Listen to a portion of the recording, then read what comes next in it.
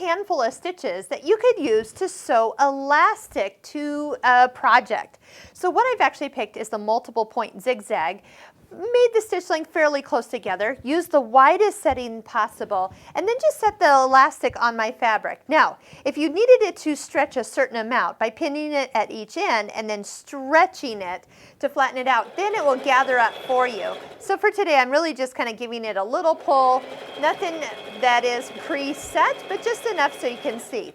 Now, here's a side note. When you sew an elastic, sometimes when the needle goes through the rubbery part of the elastic, it might skip stitches. If you have any results that are not looking too hot, you will want a stretch needle. So that is different than a ballpoint needle. It's actually called a stretch needle because it actually has a coating on it. Sometimes they're even yellow marked with a yellow paint here. So at a glance, you know if you're using a stretch needle or not.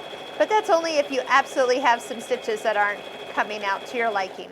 So let's just take a look. I'll show you what we're talking about for stitches and how to kind of get that preset for a nice stretched edge, and see how perfectly it pulls it in, and you just stretch it on out the way you need it to be.